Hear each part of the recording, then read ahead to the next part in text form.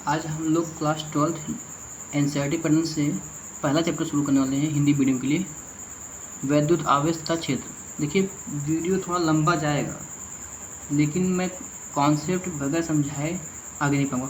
पूरा चैप्टर दूंगा, पूरा सिलेबस दूंगा आपको। 2024 की प्रिपरेशन के लिए अच्छा खासा आपको यहीं से मिल जाएगा। मैं गारंटी देता हूँ कि यहाँ से पढ़ने के बाद आपको कहीं भी पढ़ने की जरूरत नहीं पड़ेगा। फिजिक्स तो मैं यहाँ पर संभाल लूँगा। तो ये चैप्टर शुरू करने से पहले मैं थोड़ा सा कॉन्सेप्ट क्लियर कर देना चाहता हूँ। जैसे कि ये पूरा ब्रह्मांड है, ये पूरा ब्रह्मांड परमाणुओं से मिलकर बना हुआ है। हर एक पदार्थ जो है परमाणुओं से मिलकर बना है। तो देखिए ध्यान से, जैसे कि हमारे पास होता है ना कि कोई भी परमाणु का, जैसे परमाणु मॉडल ऐसे होता है हमारे पास, एक परमाणु ऐसे होता है, बीच में क्या होता है, प्रोटॉन और न्यूट्रॉन होता है। प्रोटॉन धनावेशित होता है और इसके चारों तरफ इलेक्ट्रॉन चक्कर लगाते हैं। पहले कोष में लगभग 2 इलेक्ट्रॉन होते हैं और इसके बाहरी कोष में भी बहुत इलेक्ट्रॉन होते हैं, 8 इलेक्ट्रॉन होते हैं।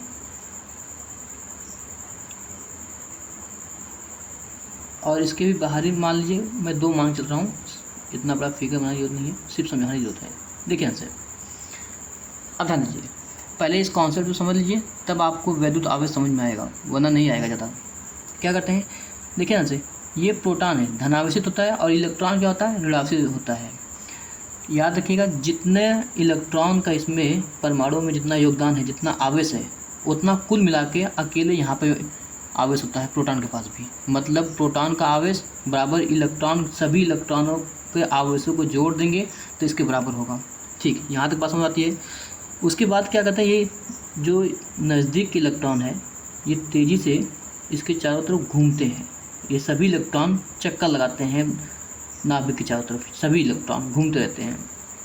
अब ध्यान देना, यदि ये पूरा परमाणु है, यदि हम लोग बाहर से कोई यूवी रे या फिर अल्ट्रावायलेट रेडिएशन जो होता है उसको दे दें, जैसे HV, यहाँ से ऊर्जा देते हैं। जैसे ही ये ऊर्जा इलेक्ट्रॉन के पास जाता है, जैसे मान लीजिए पहला इलेक्ट्रॉन, ये मान लीजिए ऊर्जा ले लिया, अब ये ऊर्जा को संचित कर लिया और क्या करेगा, ये बहुत तेज़ी से घूमने लगेगा। घूमते घूमते घूमते इतना तेज़ी से घूमेगा कि घूमते घूमते बाहर आ जाएगा। जैसे बाल्टी में पानी भरा होता है आधा, और हाथ डाल कर जो घुमाते हैं, तेज़ी से घुमाते हैं, तो बाल्टी का पानी घूमते घूमते घूमते बाहर की तरफ निकल जाता है और बीच में थोड़ा खाई जैसा हो जाता है और ये बाहर तरफ। जैसे ये इलेक्ट्रॉन ऊर्जा पाता है किसी भी प्रकार का, वो बहुत तेज़ी से घूमने लगता है, बहुत तेज़ी से घूमने लगता है और घूमते घूमते इलेक्ट्रॉन को छोड़ के बाहर, मतलब परमाणु को छोड़ के बाहर निकल जाता है और ये हो जाता है मुक्त इलेक्ट्रॉन। मुक्त इलेक्ट्रॉन, ध्यान दीजिएगा, ज़रूरी नहीं कि आप सिर्फ यूवी रे दे दीजिए, इसके जगह पे आप घर्षण बल जैसे उष्मा दे दीजिए, उसमें ऊर्जा दे दीजिए। तो जब उसमें ऊर्जा को ये इलेक्ट्रॉन ग्रहण करता है तो ये बहुत तेज़ी से घूमने लगता है और बहुत तेज़ी से घूमते घूमते घूमते बाहर की तरफ निकल जाता है। जैसे ही आप जानते हैं हर पदार्थ जो है परमाणु से मिलकर बना हुआ है। जैसे ही आप किन्हीं 2 चीज़ों को जब आपस में रगड़ते हैं तो पदार्थ एक्चुअल में परमाणु से मिलकर बना है। तो परमाणुओं को ही हम रगड़ रहे हैं, चाहे यहाँ पे ऊपर कुछ भी हो जाए, परमाणुओं को ही रगड़ रहे हैं। और परमाणु में जब घर्षण होता है तो उसमें आपको पता है उसमें ऊर्जा उत्पन्न होता है। जैसे ही उसमें ऊर्जा ये इलेक्ट्रॉन पाता है, किसी भी प्रकार का कोई भी ऊर्जा बाहरी अगर पाया है, तो इलेक्ट्रॉन बहुत तेज़ी से घूमने लगते हैं। क्योंकि बहुत नाभिक से दूर होते हैं तो ये तेज़ी से घूमते घूमते घूमते बाहर की तरफ निकल जाते हैं, मुक्त हो जाते हैं और मतलब ये परमाणु को छोड़ देते हैं, बाहर आ जाते हैं। तो जब ये परमाणु को छोड़ते हैं बहुत आसानी से निकल जाता है। ऐसा नहीं कि आप हर बार ऊर्जा देते रहिए इलेक्ट्रॉन बाहर निकल जाएगा, नहीं। इनको देंगे जो अंदर की तरफ है वो तो नहीं निकलेंगे। यहाँ पर भी कुछ इलेक्ट्रॉन ऐसे होते हैं जिनको देने पर भी बाहर नहीं निकलते। मतलब जैसे कहा जाए, एक कार्यफलन होता है, कार्यफलन। जैसे मतलब इस इलेक्ट्रॉन को इतनी ऊर्जा दे दी जाए कि बाहर निकल जाए, उसको कार्यफलन, जितना इसको ऊर्जा की ज़रूरत है बाहर निकलने के लिए, उसको कार्यफलन कहते हैं। मतलब अगर ज़्यादा कार्यफलन करना पड़ेगा तो मुश्किल है इसको निकलना, अगर कम कार्यफलन करना पड़ेगा तो बाहर आसानी से निकल जाएगा। मतलब 2 वस्तुओं को अगर आप रगड़ रहे हो, एक दूसरे के बीच में ऐसे रगड़ रहे हो 2 वस्तुओं को, तो उनके बीच वो वस्तु जिन चीज़ों से मिलकर बना है वो एक्चुअल में परमाणु के घर्षण हो रहा है, क्योंकि हर वस्तु परमाणु से मिलकर बना है। तो मतलब एक दूसरे से परमाणु का ही हम घर्षण कर रहे हैं और परमाणु को घर्षण करें तो मतलब उसमें इलेक्ट्रॉन मौजूद है, तो उसमें हम लोग घर्षण के कारण जो ऊष्मीय ऊर्जा होता है उसको हम लोग प्रदान कर रहे हैं। अब ये ऊष्मीय ऊर्जा को ग्रहण किया और बहुत तेज़ी से ये बाउंड करते करते करते करते बाहर निकल गया। अगर इसमें से इलेक्ट्रॉन बाहर निकल रहा है, आप पता मान लीजिए यहाँ पे देखिए जो प्रोटॉन का चार्ज है, जितना आवेश प्रोटॉन का है सब मिलाकर, उतना ये सब इलेक्ट्रॉनों को मिला देंगे, उस चार्ज दोनों बराबर हैं। अगर इसमें से इलेक्ट्रॉन, और इलेक्ट्रॉन क्या होता है ऋणात्मक होता है और प्रोटॉन क्या होता है धनात्मक होता है चार्ज। तो अगर इसमें से इलेक्ट्रॉन निकल रहा है तो इसमें एक धनात्मक बढ़ जाएगा। जैसे एक इलेक्ट्रॉन घट गया, जैसे मान लीजिए आपके पास ये है, यहाँ मान लीजिए प्लस प्लस प्लस, प्रोटॉन 3 ठो है, 3 ठो क्या है इलेक्ट्रॉन है। अगर इसमें से एक इलेक्ट्रॉन निकाल देंगे तो देखिए यहाँ पे 3 प्लस माइनस 2 इलेक्ट्रॉन माइनस में बचे हैं, तो कितना होगा 1 प्लस आवेश बच जाएगा यहाँ पे। अगर इलेक्ट्रॉन इसको दे रहे हैं आप, एक इलेक्ट्रॉन बढ़ गया तो 3 आपके प्रोटॉन हो गए। अगर इसमें 4 इलेक्ट्रॉन जोड़ेंगे, इलेक्ट्रॉन को निगेटिव दर्शाते हैं तो प्लस माइनस निगेटिव हो गया, तो यहाँ पे -1 इलेक्ट्रॉन, मतलब इस पर आवेश क्या होगा ऋणात्मक आते हैं। चलिए यहाँ तक तो समझ में आया। बस इतना जान लीजिए कि हर एक चीज़ परमाणु से मिलकर बना हुआ है और बाहर से यदि घर्षण करते हैं तो वो ऊर्जा प्राप्त करता है और वो घूमते घूमते घूमते घूमते उस परमाणु को छोड़ के बाहर निकल जाता है। आपका इस टॉपिक का पहला हेडिंग है आवेशन। आवेशन क्या होता है ध्यान दीजिएगा, इसको इंग्लिश में बोलते हैं चार्जेशन। चार्जेशन, एक चीज़ ध्यान दीजिएगा बच्चों, जब दो वस्तु को रगड़ते हैं तो केवल इलेक्ट्रॉन ही है जो बाहर निकलते हैं। प्रोटॉन तो नाभिक के अंदर होता है, बहुत मजबूत, दुनिया के सबसे, पूरे ब्रह्मांड के सबसे शक्तिशाली बल से ये बंधा हुआ होता है। तो प्रोटॉन को तो बाहर निकलने का कोई चांस नहीं है। जो भी निकलता है या जाता है या आता है, कुछ भी वो इलेक्ट्रॉन ही करता है। बस इस बात को याद रखिएगा कि चालन जो आवेश का कार्य करता है वो इलेक्ट्रॉन ही करता है। तो इलेक्ट्रॉन ही एक स्थान से दूसरे स्थान पर जाते हैं, क्योंकि हम रगड़ते हैं तो एक वस्तु से निकलता है दूसरी वस्तु में जाता है। ठीक है बच्चों। अब देखिए आवेशन क्या होता है। आवेशन क्या होता है, जब दो वस्तुओं को आपस में रगड़ते हैं, जब दो वस्तुओं को आपस में रगड़ा जाता है तो इलेक्ट्रॉन सदैव एक वस्तु से निकलकर दूसरे वस्तु में स्थानांतरित होता है। अब इस घटना को आवेशन कहता है। अब देखिए यहाँ से, जब इलेक्ट्रॉन एक वस्तु से रगड़ेंगे, एक वस्तु से रगड़ेंगे, यहाँ मान लीजिए इलेक्ट्रॉन था तो यहाँ पे प्लस भी रहेगा, तो जब दोनों को आपस में रगड़ेंगे तो इलेक्ट्रॉन शायद इसमें से उठ के इसमें चल जाए या फिर इसमें से निकल कर इसमें आ जाएगा। जिसमें इलेक्ट्रॉनों की संख्या बढ़ गया वो ऋणात्मक हो गया, जिसमें इलेक्ट्रॉनों की संख्या घट गया वो धनात्मक हो गया। तो इसी घटना को हम लोग क्या कहते हैं, आवेशन कहते हैं। तो इसकी परिभाषा अगर लिखना चाहें तो जैसे कहेंगे ना, जब दो वस्तुओं को, देखिए लिख दिया है मैंने, जब दो वस्तुओं को आपस में रगड़ा जाता है तो इलेक्ट्रॉन सदैव एक वस्तु से दूसरे वस्तु में स्थानांतरित हो जाते हैं। इस घटना को आवेशन कहते हैं। ठीक है बच्चों, इस घटना को आवेशन कहते हैं। जब दो वस्तुओं को आपस में रगड़ा जाता है तो एक वस्तु से इलेक्ट्रॉन दूसरी वस्तु में ट्रांसफर हो जाता है, तो उसी घटना को हम लोग आवेशन कहते हैं। इसके कुछ पॉइंट हैं, जैसे कहते हैं ना, इलेक्ट्रॉन उस वस्तु से निकलते हैं जिस वस्तु का कार्यफल कम होता है। इस बात को याद रखिए बच्चों। देखिए यहाँ से, इलेक्ट्रॉन सदैव उस वस्तु से निकलते हैं जिसका कार्यफल कम होता है। जिसे मैंने बताया था ना यहाँ पे आपको कि ये इलेक्ट्रॉन है आपका। अब इसको अगर कम ऊर्जा देकर बाहर निकाला जाए तो कितना आसानी से निकल जाएगा। और कुछ इलेक्ट्रॉन इतना होता है कि उनको कितना भी ऊर्जा दे दी जाए वो बाहर निकलते नहीं, और ज़रूरत है कि इसके निकलने के लिए जितनी ऊर्जा की आवश्यकता होती है उसको कार्यफल कहते हैं। जो आसानी से निकल जाएगा कम ऊर्जा में, उसको कम ताकत लगाना पड़ेगा, कम ऊर्जा देकर बाहर निकल जाए तो कार्यफल होगा। इसको निकलने के लिए जितनी ऊर्जा की आवश्यकता है उसको हम आसानी से अगर दे सकते हैं तो कार्यफल कराएगा। तो इलेक्ट्रॉन सदैव उस वस्तु से निकलते हैं जिसका कार्यफल कम होता है। याद रखिएगा, सभी के लिए नहीं होता, किसी किसी का कार्यफल बहुत ज़्यादा होता है, बहुत ज़्यादा एनर्जी देना पड़ता है तब जाकर इलेक्ट्रॉन बाहर निकलते हैं। और यदि किसी वस्तु से इलेक्ट्रॉन निकलते हैं, जैसे यदि इलेक्ट्रॉन निकलेंगे तो क्या होगा,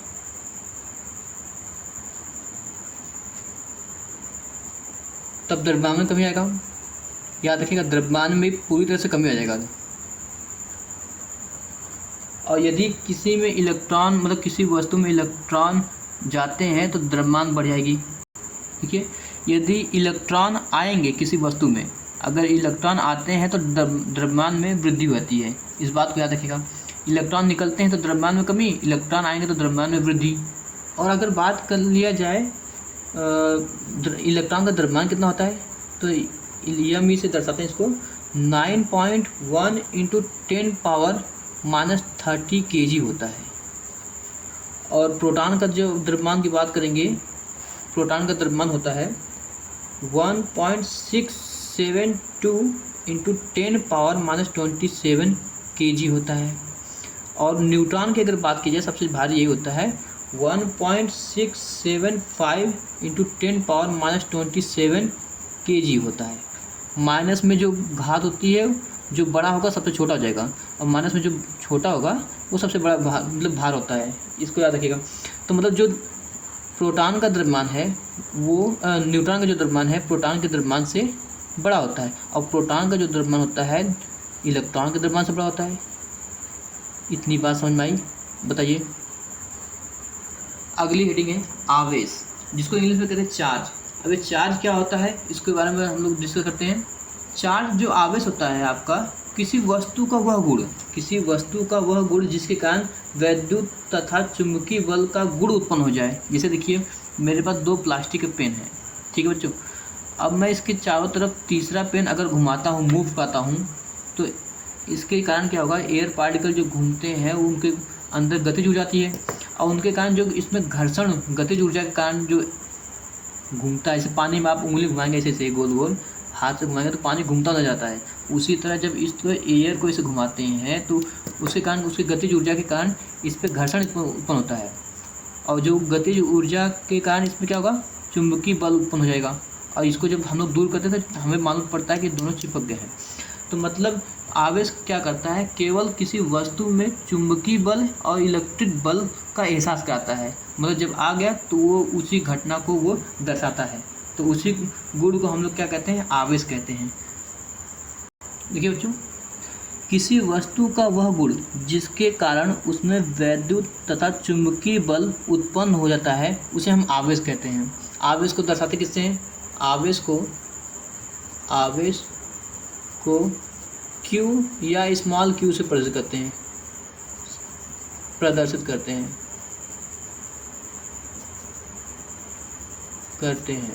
ठीक है बच्चों।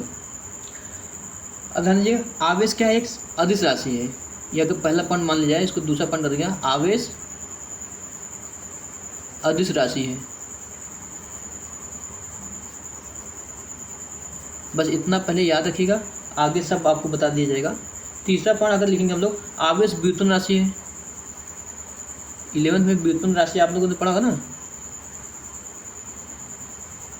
राशि है। ठीक है बच्चों, यहाँ से समझो 3 पॉइंट ये हमारा हो गया। हम लोग डिस्कस करते हैं आवेश के प्रकार। तो आवेश के प्रकार के बारे में हम लोग जब डिस्कस करेंगे,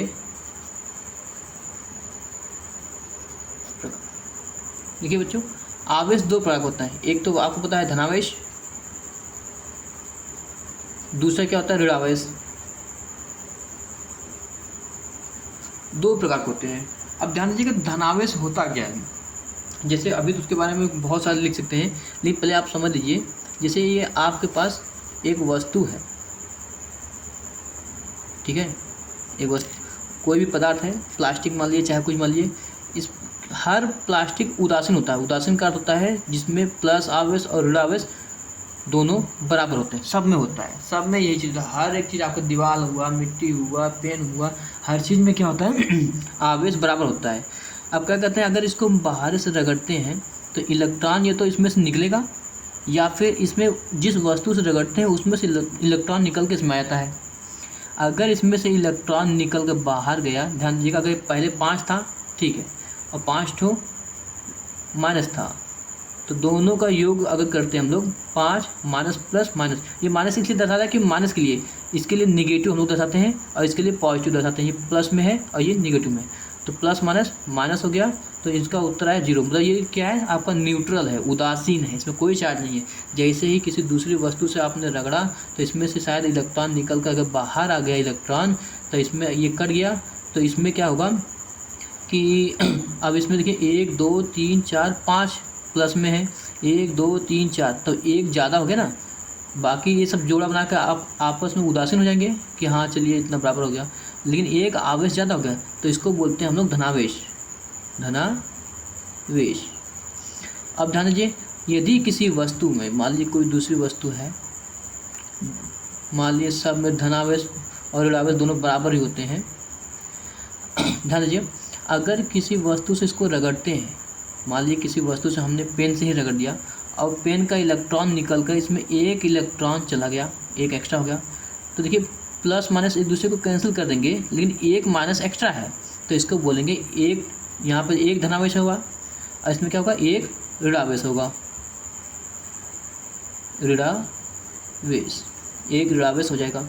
तो मतलब हम लोग सीधे सीधे कह सकते हैं, जिन वस्तुओं में, जिसे कहा जाए धनावेश, जिन वस्तुओं में घर्षण के दौरान इलेक्ट्रॉनों की कमी हो जाती है वह वस्तु धनावेश हो जाता है। ठीक है, उसी प्रकार ऋणावेश भी होता है, जिन वस्तुओं में घर्षण के दौरान इलेक्ट्रॉनों की अधिकता हो जाए, उसमें इलेक्ट्रॉनों की संख्या बढ़ जाए, तो उसे हम लोग ऋणावेश कहते हैं।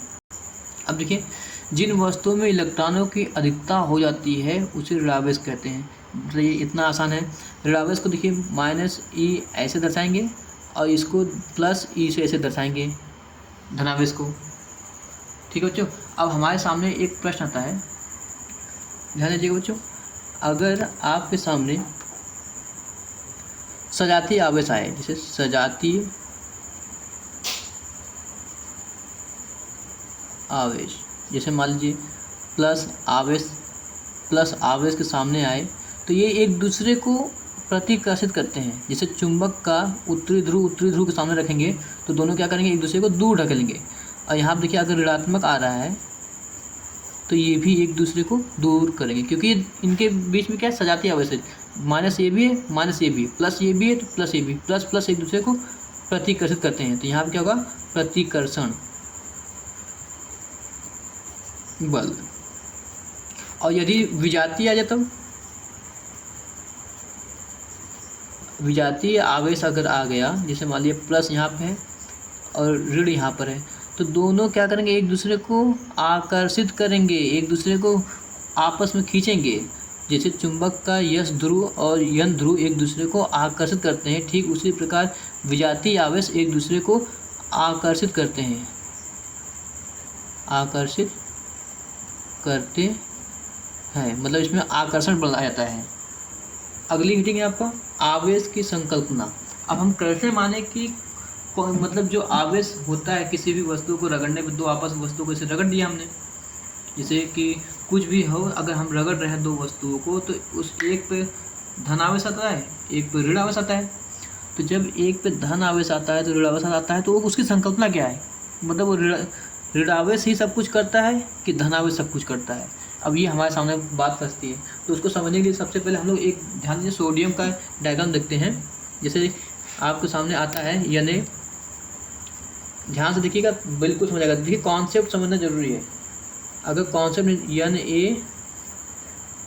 जैसे मान लीजिए सोडियम में कितने इलेक्ट्रॉन होते हैं, आपको पता होना चाहिए। इलेक्ट्रॉनों की संख्या होता है सोडियम में 11 और प्रोटॉनों की संख्या कितना होता है, 11। इस समय इलेक्ट्रॉन और प्रोटॉनों की संख्या दोनों बराबर है। अगर मैं कहूँ इसका वो इलेक्ट्रॉनिक विन्यास निकलना हो, तो देखिए प्रोटॉनों के आधार पर कहता है, क्योंकि प्रोटॉनों की संख्या नहीं बदलती, लेकिन इलेक्ट्रॉनों की संख्या बदल जाती है। किसी भी वस्तु में तो इलेक्ट्रॉन इसमें से उठ कर उसमें चल जाता है, या उसमें से इसमें आ जाए, तो इलेक्ट्रॉन स्थानांतरित होते रहते हैं, लेकिन प्रोटॉन स्थानांतरित नहीं होते रहते हैं। तो इसका परमाणु क्रमांक भी इलेक्ट्रॉनों मतलब प्रोटॉनों की संख्या पर ही रखा जाता है। तो अगर इसका इलेक्ट्रॉनिक विन्यास करें तो 8 2 8 1, ठीक है। अब देखिए यहाँ से, अब ये अगर इसका रिएक्शन हमारा करता है जैसे, तो यहाँ पे अगर यहाँ पे एक इलेक्ट्रॉन बाहर निकल जाता है, ठीक है बच्चों, तो यहाँ पे इलेक्ट्रॉनों की संख्या क्या होगा, यहाँ पे इलेक्ट्रॉनों की संख्या 10 हो गया, और प्रोटॉनों की संख्या कितना है, 11 का 11 रह गया। अब देखिए यहाँ से, यहाँ पर एक इलेक्ट्रॉन तो बाहर निकल गया, सोडियम से एक इलेक्ट्रॉन बाहर निकल गया, इसलिए इलेक्ट्रॉनों की संख्या कितना हो गया, 10 हो गया। प्रोटॉनों की संख्या पहले 11 था और अभी भी 11 है, तो एक प्लस आवेश इस पर ज़्यादा है, मतलब प्रोटॉनों की संख्या ज़्यादा हो गया, तो एक प्लस आवेश, मतलब इसीलिए उस प्लस आवेश को इस पे दर्शाया जाता है। चाहे तो एक प्लस आवेश प्लस लिख के यानी पे लिख दीजिए, छोड़ कर दिए, या फिर यहाँ पे 1 भी लिख दीजिए। ये दिखाता है कि इसमें एक इलेक्ट्रॉनों की संख्या की कमी हो गई, इसलिए यहाँ पर सोडियम पर एक प्लस आवेश चार्ज आया। बताइए यहाँ से समझ में आया। अगर दूसरा केस हम लोग देखें, क्लोरीन है, क्लोरीन में अगर एक इलेक्ट्रॉन आ जाता है मान लीजिए, तो क्लोरीन को हम लोग क्या करते हैं, जैसे क्लोरीन का अगर हम लोग इलेक्ट्रॉनों की संख्या देखें, ये होता है 17, और प्रोटॉनों की संख्या देखें वो भी 17 होता है। अगर इनका इलेक्ट्रॉनिक विन्यास करें 2, 8, 7 होता है। तो मतलब अब देखिए यहाँ से एक इलेक्ट्रॉन इसमें जोड़ रहे हैं क्लोरीन में, तो यहाँ पे क्या होगा, क्लोरीन, और अगर एक इलेक्ट्रॉन एक्स्ट्रा आया है तो इस पर क्लोरीन पे क्या करते हैं हम लोग, एक इलेक्ट्रॉन ऐसा था। यहाँ पे क्या हुआ, इलेक्ट्रॉन की कमी हो गई तो धनावेश जुड़ा, जब इलेक्ट्रॉनों की कमी हो गई तो यहाँ पर धनावेश आता है। अब जब इलेक्ट्रॉनों की बढ़ोतरी हो गई, क्योंकि यहाँ पे 17 इलेक्ट्रॉन थे, 17 प्रोटॉन था, एक इलेक्ट्रॉन और दे दिया गया, तो इलेक्ट्रॉनों की संख्या बढ़कर ई कितना हो जाएगा, 18 हो गया, और पी अभी भी 17 ही है, तो एक इलेक्ट्रॉन ज़्यादा गया, इसलिए यहाँ पे एक माइनस शो कर रहा है। तो मतलब क्लोरीन क्या है, निगेटिव आवेश है, मतलब ऋणात्मक है, और यहाँ सोडियम क्या हो गया था, धनावेश हो गया था। अब दोनों ही केस को देखने के बाद हम एक ही निष्कर्ष कर रहे हैं कि यहाँ पर क्या होता है, इलेक्ट्रॉन का दान हो रहा है, यहाँ पे इलेक्ट्रॉन का दान हो रहा है, और यहाँ पे क्या हो रहा है, इलेक्ट्रॉन को ग्रहण कर रहा है, इलेक्ट्रॉन को ग्रहण कर रहा है, इलेक्ट्रॉन का ग्रहण हो रहा है या इलेक्ट्रॉन को ग्रहण कर रहा है। तो याद रखिएगा, जब इलेक्ट्रॉन को ग्रहण करेगा तो उसको बोलते हैं ऋणावेश, ऋणावेश, और जो इलेक्ट्रॉनों का दान करता है उससे होता है धनावेश। इतनी बात याद आई। तो अब इससे कंक्लूजन क्या निकलता है, कंक्लूजन यही होता है कि धनावेश आने के लिए इलेक्ट्रॉन ही जिम्मेदार है। देखिए, इलेक्ट्रॉन यहाँ से निकला तो धनावेश आया, इलेक्ट्रॉन यहाँ पे आया तो ऋणावेश आया। तो मतलब दोनों ही केसों में हम देख रहे हैं कि जो भी कुछ कर रहा है वो इलेक्ट्रॉन कर रहा है। जिसमें इलेक्ट्रॉनों की संख्या बढ़ा वो ऋणात्मक हो गया, जिसमें इलेक्ट्रॉनों की संख्या घटा वो धनात्मक हो गया। तो इसको हम लोग लिख सकते हैं, धनावेश आने के लिए इलेक्ट्रॉन ही जिम्मेदार है, और अगर कहा जाए ऋणावेश आने के लिए,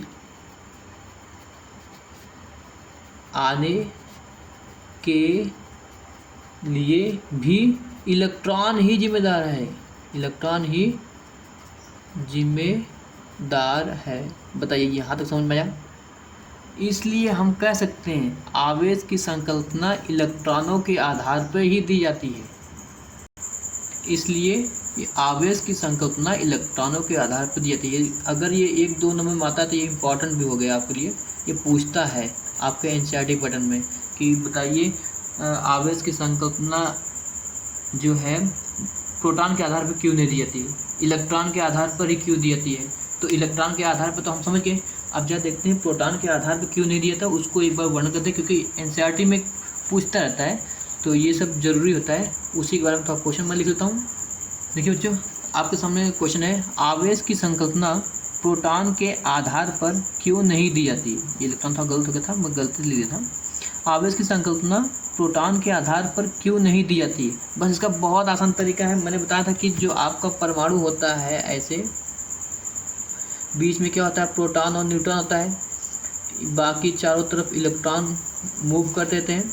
अब ध्यान दीजिए, जो प्रोटॉन है वो नाभिक के अंदर होता है, और उसकी जो अंदर होता है प्रोटॉन, वो दुनिया के सबसे शक्तिशाली न्यूक्लियर मतलब नाभिकीय बल होता है, उसमें नाभिकीय बल होता है। ये इतना ज़्यादा स्ट्रांग होता है नाभिकीय बल कि अगर इलेक्ट्रॉनों के द्रव्यमान को देखा जाए, एक तो ध्यान दीजिए इतना ज़्यादा, बहुत ज़्यादा बल होता है इसमें, 18 मतलब 10 पावर 39 गुना जो होता है, गुना गुरुत्वाकर्षण बल से भी ज़्यादा तेज होता है।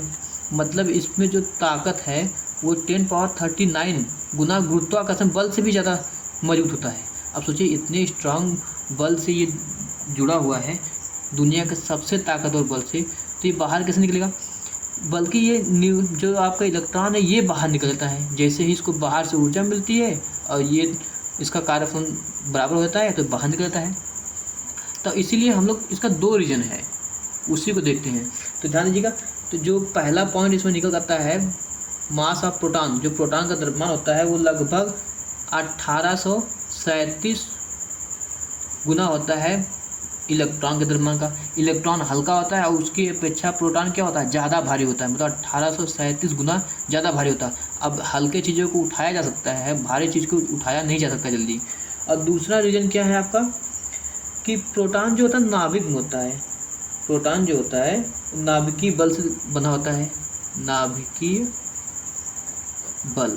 अब जानते हैं दुनिया का सबसे बड़ा, सबसे ताकतवर बल होता है, ये पूरे ब्रह्मांड का सबसे बल होता है।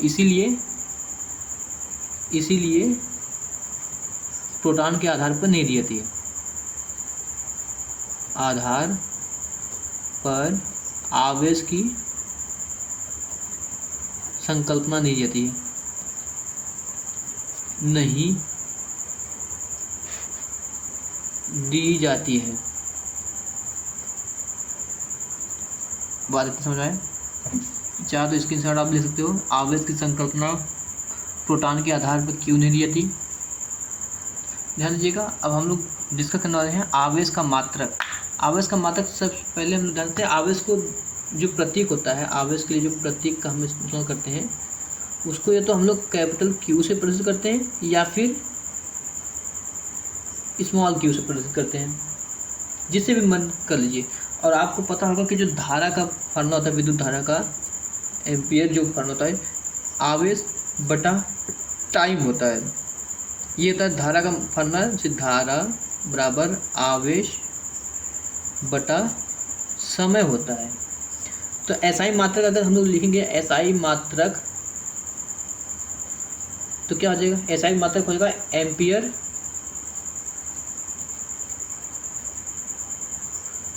एम्पियर गुणे सेकेंड।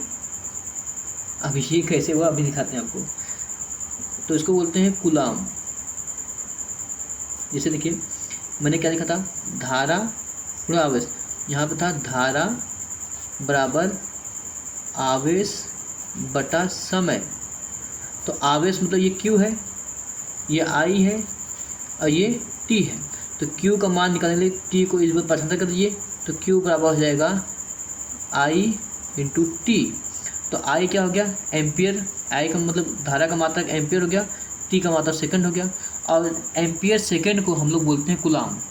तो इस एम्पियर सेकंड को हम लोग कूलाम बोलते हैं, इसलिए इसको बोलते हैं कूलाम। ठीक है बच्चों।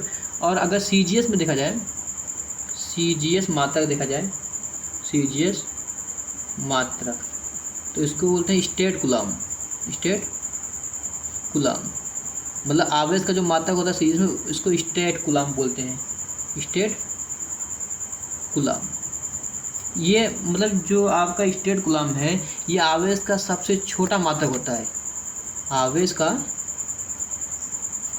का सबसे छोटा मात्रक, याद रखिएगा, सबसे छोटा मात्रक यही होता है आवेश का। दुनिया का में जो आवेश है सबसे छोटा मात्रक यही है, इससे बस, इससे ज़्यादा कुछ नहीं, आप इसी को बस याद रखिएगा। और तीसरा जो होता है आपका, अगर हम लोग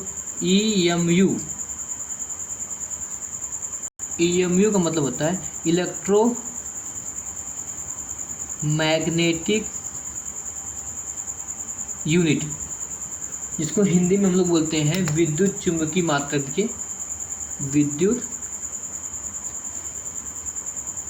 चुंबकीय मात्रक। अब इसका क्या होता है, ध्यान दीजिएगा। अगर एक कूलाम की बात की जाए तो वो होता है 1/10 EMU। एक कूलाम 1/10 EMU के बराबर होता है। और सबसे बड़ा मात्रक इसकी बात करते हैं हम, फैरेड का होता है। देखिए अगर हम लोग बात करें जैसे 1 फैरेड की बात की जाए, जैसे सबसे बड़ा आवेश का मात्रक जो होता है फैरेड होता है। फैरेड का क्या होता है, इसको कैपिटल F से दर्शाते हैं। तो 1 फैरेड होता कितना है, 1 फैरेड की बात की जाए तो वो होता है 96,500 कूलाम। और ये आवेश का सबसे बड़ा मात्रक होता है। सोचिए 1 कूलाम जब इतने बड़ा होता है तो मतलब 96,500 कूलाम मिलकर तब 1 फैरेड बनते हैं। 96,500 मिलकर 1 फैरेड बनते हैं, आपको याद रखिएगा इतना। और कुछ अन्य मात्रक की अगर बात करें, जैसे अन्य मात्रक हमारे पास है, अन्य मात्रक जो व्यवहारिक जीवन में यूज होता है, जैसे हम लोग के पास आएगा 1 माइक्रो कूलाम होता है, फिर उसके बाद होता है नैनो कूलाम, फिर पीको कूलाम होता है, माइक्रो कूलाम होता है, नैनो कूलाम होता है, पीको कूलाम होता है, और एक होता है मिली कूलाम। देखिए ऐसे 1 माइक्रो कूलाम की अगर बात की जाए, 1 न्यूटन कूलाम की बात, नैनो कूलाम की, 1 पीको कूलाम और 1 मिली कूलाम की बात की जाए तो 1 माइक्रो कूलाम होता है 10⁻⁻⁶ इतनी वैल्यू होती है, 6 कूलाम। और 1 नैनो कूलाम की वैल्यू होती है आपका 10⁻⁹ कूलाम।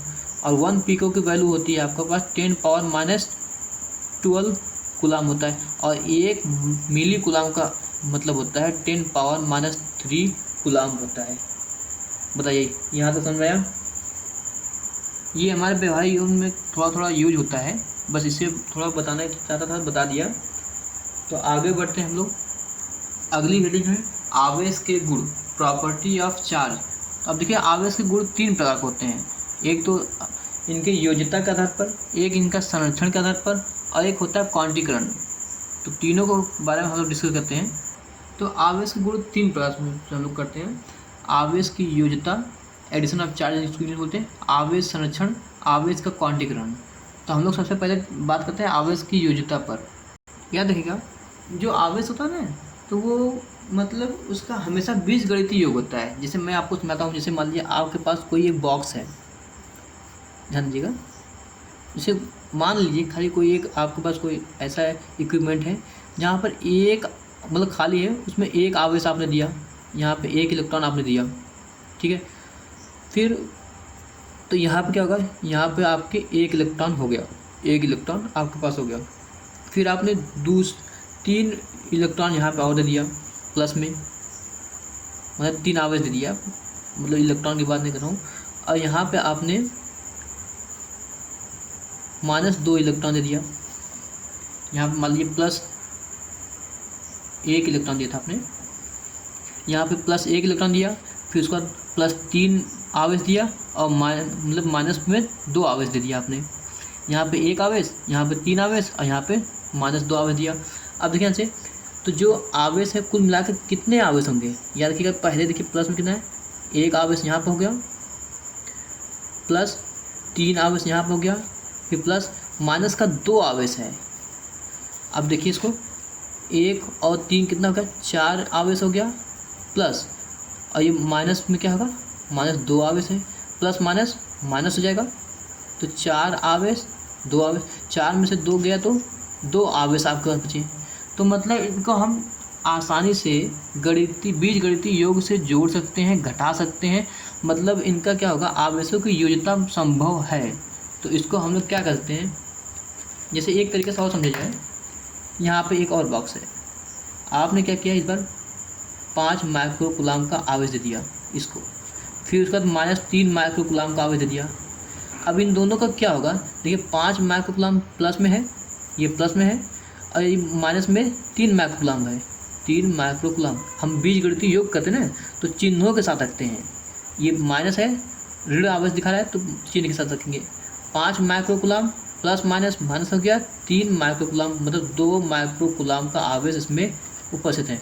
यदि हम कहा जाए, एक बात और ध्यान दीजिए, अगर हम इसमें 10 आवेश दे रहे हैं, फिर उसका 11 आवेश दे रहे हैं, फिर उसका 2 आवेश दे रहे हैं, तो इसका क्या होगा, सभी धन आवेश है, 10 प्लस 11 आवेश प्लस 2 आवेश, कुल मिला के आपके पास 23 आवेश हो गए। 10 11 21 21 2 23। तो मतलब इनका हम आसानी से जोड़ या घटा सकते हैं।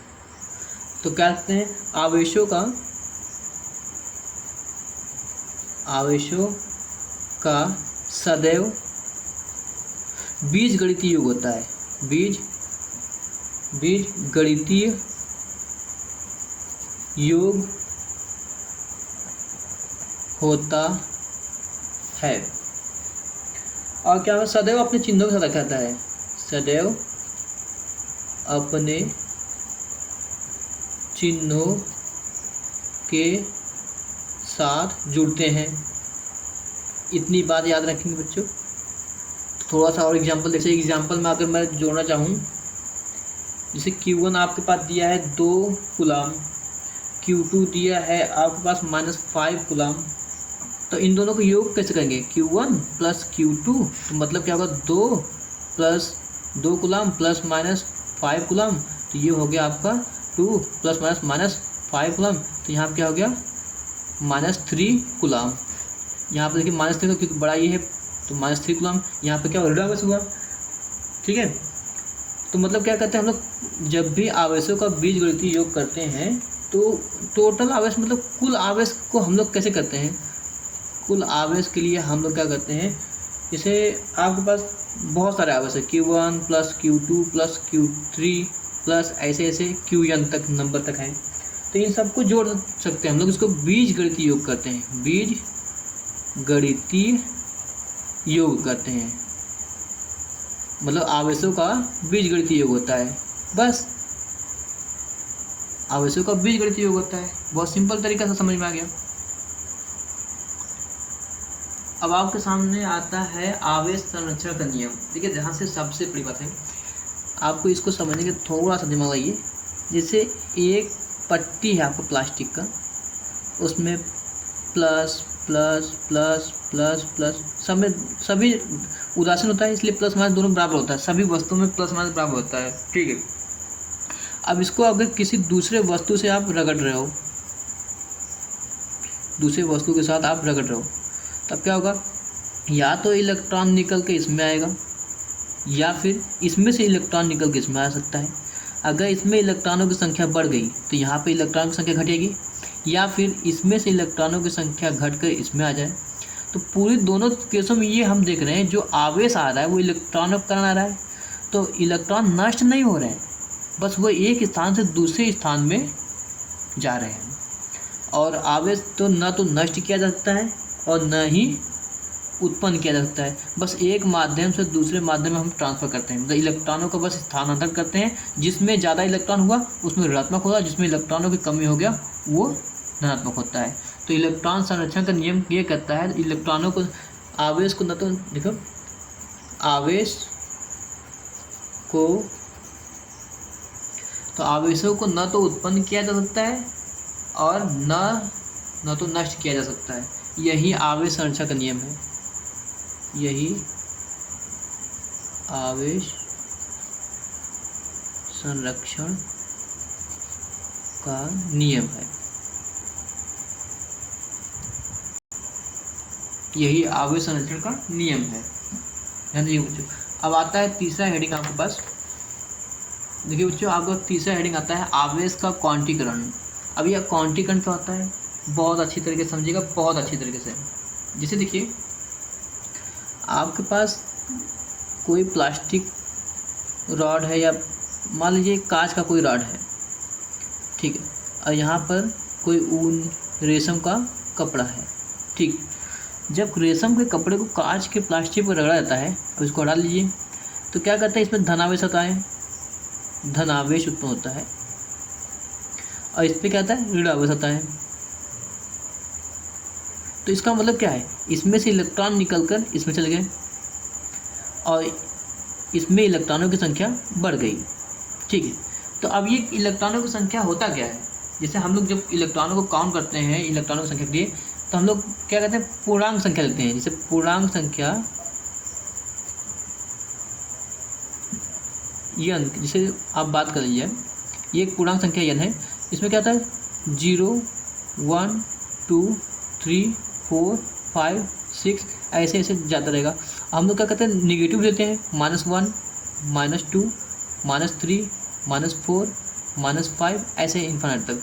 अब ध्यान दीजिए जैसे इसमें जो इलेक्ट्रॉनों की संख्या बढ़ी, मान लीजिए एक इलेक्ट्रॉन उड़कर आता है इसमें, एक इलेक्ट्रॉन, ऐसा नहीं कि ये आधा इलेक्ट्रॉन उड़ गया, इलेक्ट्रॉन है उसके दो टुकड़े हो गए, एक बार आधा आया, ऐसा नहीं, इलेक्ट्रॉन तो उड़ के आएगा तो पूरा कंप्लीट नंबर मतलब पूर्णांक संख्या के रूप में आता है। पूर्णांक संख्या मतलब ये तो 0 1 2 3 4 5 6 ऐसे आएगा, आधा तो आएगा नहीं, पौना, डेढ़ या ढाई ऐसा नहीं आएगा।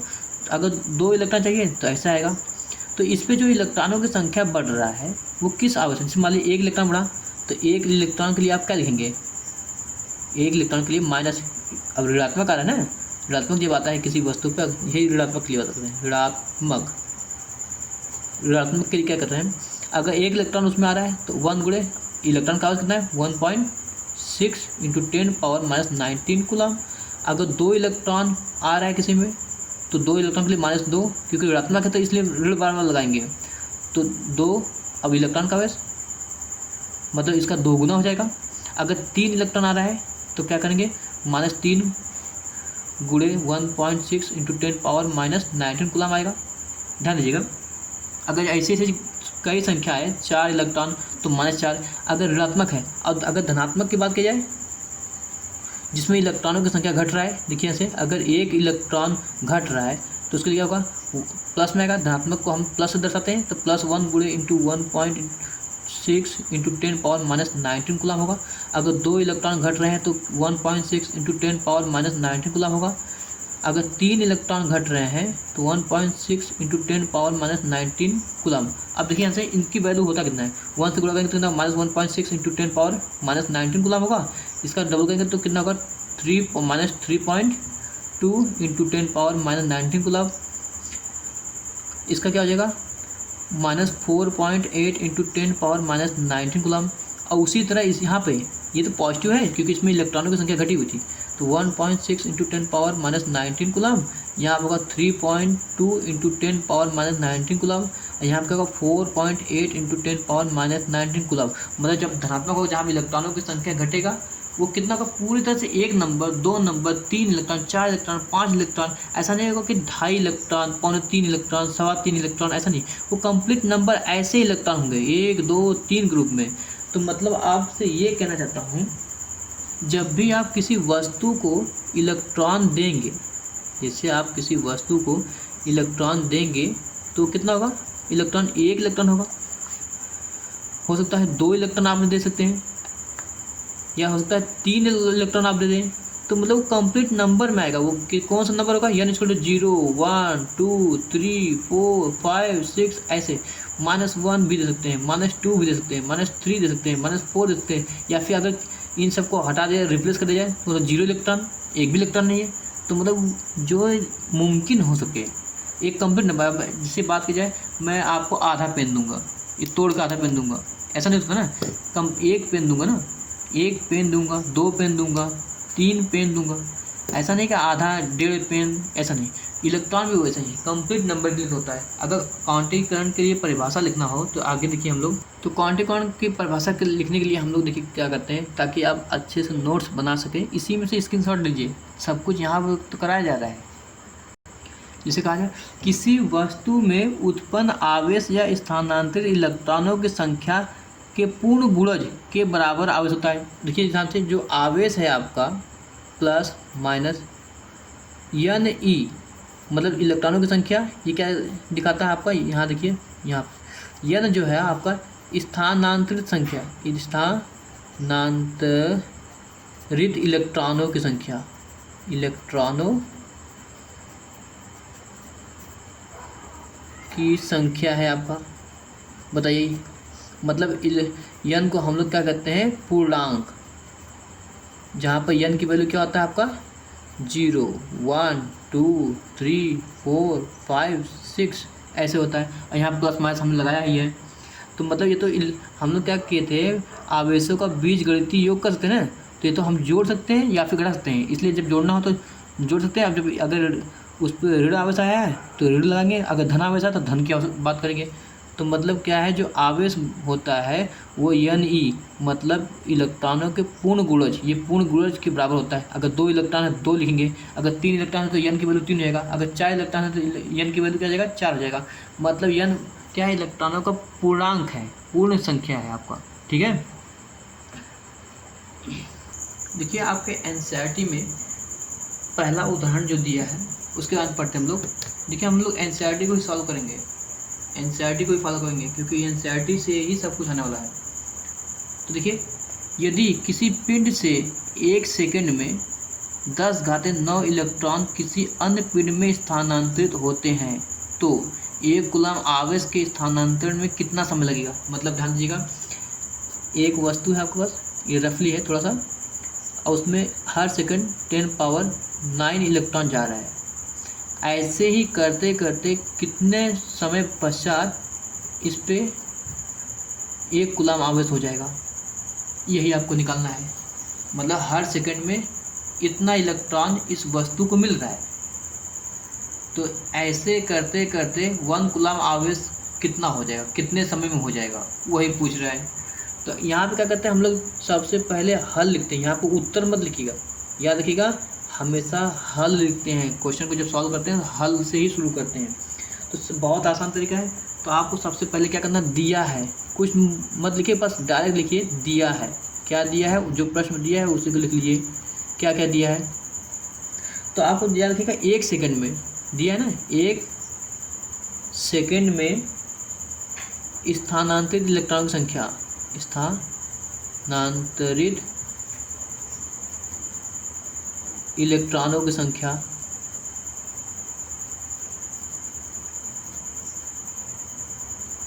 कितना दिया हुआ है, 10⁹।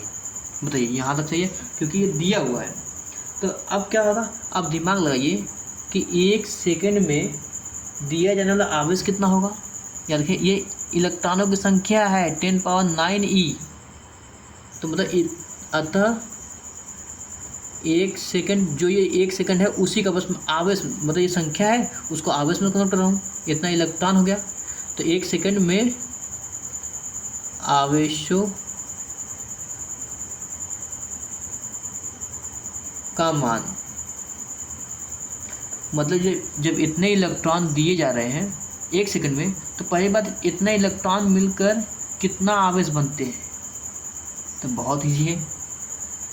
तो क्या कहते हैं, 1 इलेक्ट्रॉन, जब 1 इलेक्ट्रॉन बराबर कितना होता है 1.6 × 10⁻⁹ कूलम। तो इतने इलेक्ट्रॉन से क्या होगा, उसे गुणा कर दीजिए। जैसे एक टॉफ़ी का दाम 2 रुपये है, 10 टॉफ़ी का दाम 20 रुपये, तो मान लीजिए 20 रुपये है, मान लीजिए ये 2 रुपये है, और ये 10 मतलब 2 रुपये का ये है टॉफ़ी, और 10 टॉफ़ी का दाम निकालना है, तो 2 × 10 20 हो गया। तो 1 इलेक्ट्रॉन का आवेश इतना है, तो इतने इलेक्ट्रॉन का आवेश क्या होगा, इसमें इसका गुणा कर दीजिए, तो आपके पास आता है 1 सेकंड में 1.6 × 10⁻⁻10 कूलम। बताइए इतना होगा, ठीक। अब ये भी कूलम में हो गया। तब 1 कूलम आवेश संचित होने में लगा समय। अब ध्यान दीजिएगा, जब 1 सेकंड में इतना कूलम आ रहा है तो 1 कूलम आवेश आने में कितना समय लगता है। ठीक, क्या करते हैं, इसी 1 कूलम में इससे भाग देंगे, तो बहुत इजी तरीका है। 1 कूलम बटे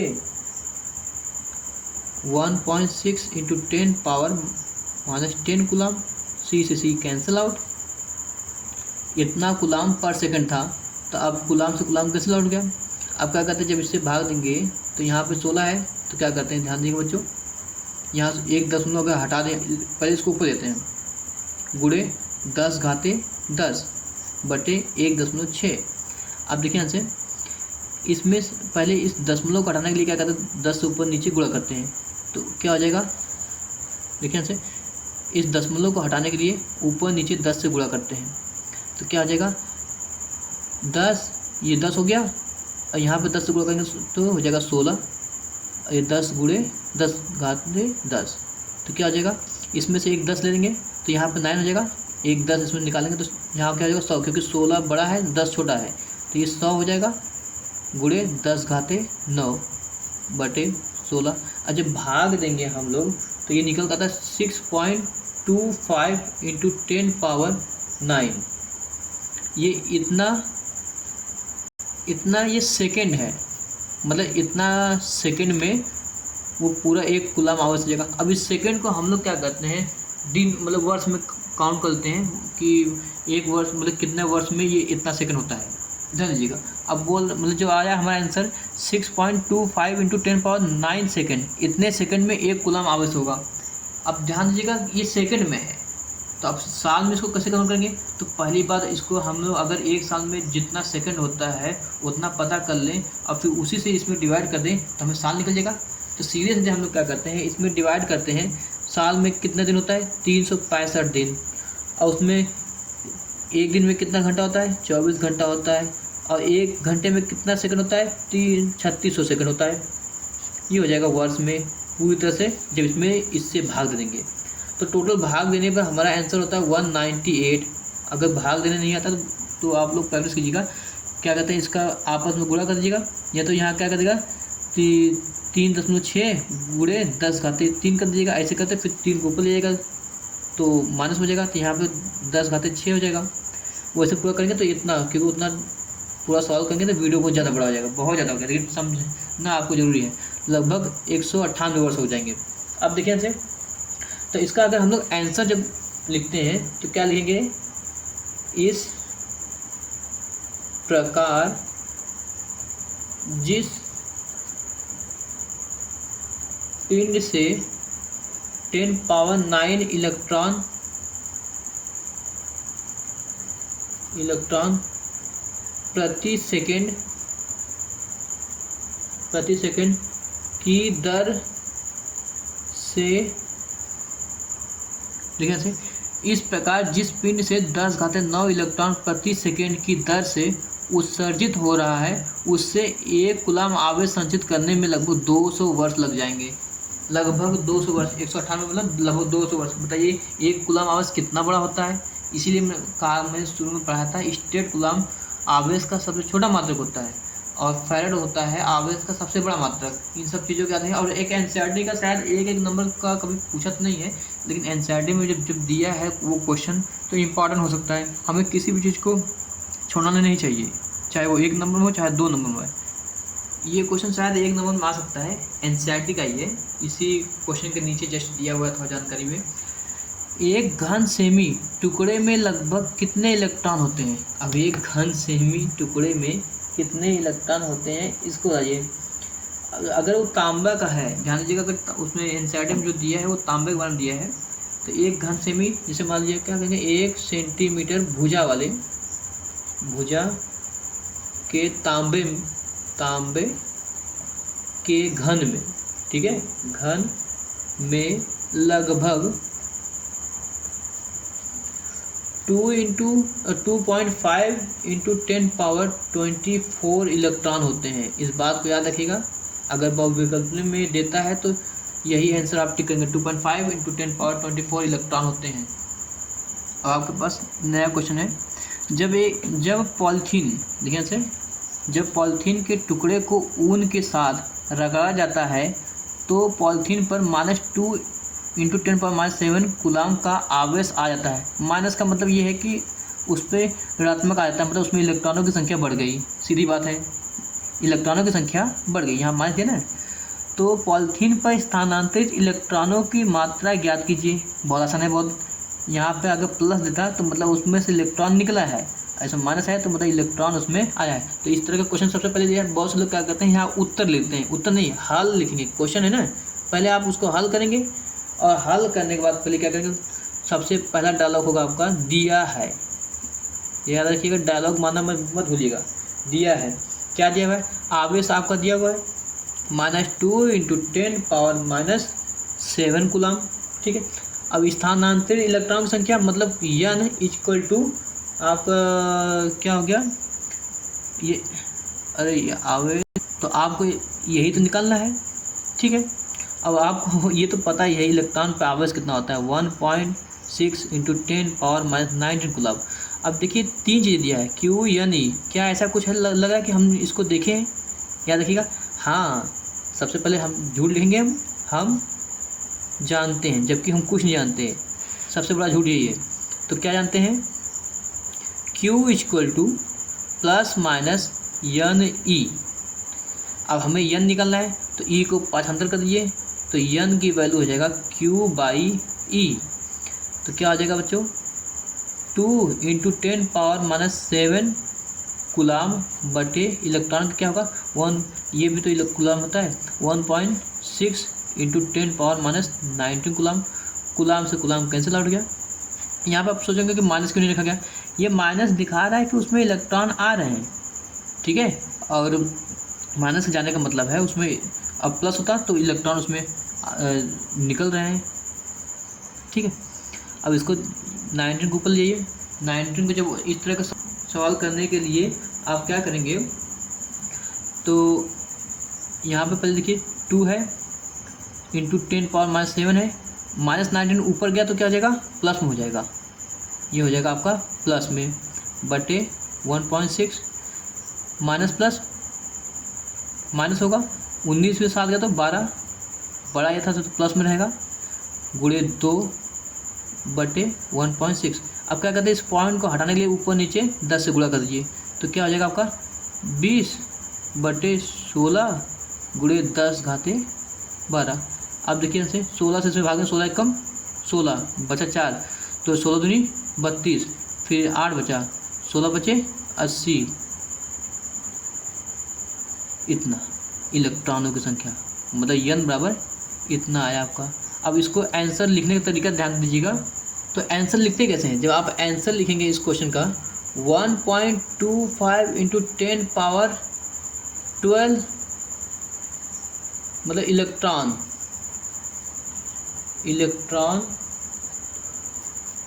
वस्तु ने ग्रहण किया, क्योंकि माइनस लगा था ना, अगर प्लस लगा होता तो दान किया होता। तो आज के लिए बच्चे आज इतना ही। उम्मीद है कि आपने आज बहुत कुछ सीखा होगा, और लाइक सब्सक्राइब कर दीजिएगा, क्योंकि आपको आगे बढ़ना है तो बहुत सारे वीडियो चाहिए कि नहीं, पूरा डिटेल में चाहिए, तो आप लाइक सब्सक्राइब जरूर कीजिएगा। अगर नहीं करेंगे तो मैं वीडियो कैसे डालूँगा? वैसे वीडियो मैं कोशिश करूँगा आपको पूरा मिले, और गुरु और शिष्य के बीच में एक रिश्ता होता ही है, चाहे चेहरा देखे रहो या ना देखे रहो, रिश्ता तो होता ही है। चलिए ठीक है, गुड नाइट।